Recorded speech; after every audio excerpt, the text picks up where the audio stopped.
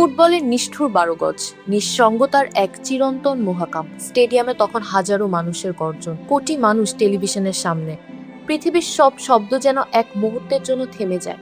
১২ গজ দূরে একটি বল, সামনে গোলপোস্ট, মাঝখানে একজন গোলকিপার আর বলের পিছনে দাঁড়িয়ে একজন মানুষ। মাত্র কয়েক সেকেন্ড, যার উপর নির্ভর করে বদলে যেতে পারে একটি দেশের ইতিহাস, একজন ফুটবলারের জীবন। লোডশেডিং হলেও আর চিন্তা নেই, সিনট্যাক্স রিচার্জেবল ফ্যান দিচ্ছে টানা ৭ ঘন্টা ব্যাকআপ।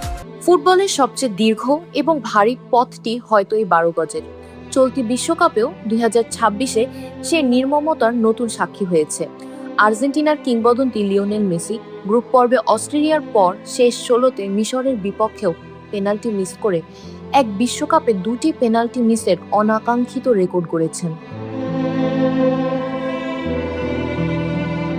নকআউট পর্বেও পেনাল্টির এই নিষ্ঠুরতার টাইব্রেকারে বিদায় নিয়েছে জার্মানি ও নেদারল্যান্ডস। একই ১২ গজ কাউকে বানিয়েছে জাতীয় বীর, আর কাউকে পরিণত করেছে ট্র্যাজিক চরিত্রে। একটি পেনাল্টির আগে বল যখন মাটিতে রাখা হয়, তখন বলের পেছনের ফুটবলার আর গোলপোস্টের নিচে গোলকিপার দুজনেই যেন পৃথিবীর সবচেয়ে একা মানুষ। শত গোল ভুলে মানুষ মনে রাখে সেই একটি ভুলের মুহূর্ত। ম্যাচ শেষে যখন পুরো পৃথিবীর সমালোচনা ট্রোলে মেতে ওঠে, তখন সেই ফুটবলারও সাধারণ মানুষের মতো ড্রেসিং রুমে একা হয়ে পড়েন, ফোন করে নিজের মাকে।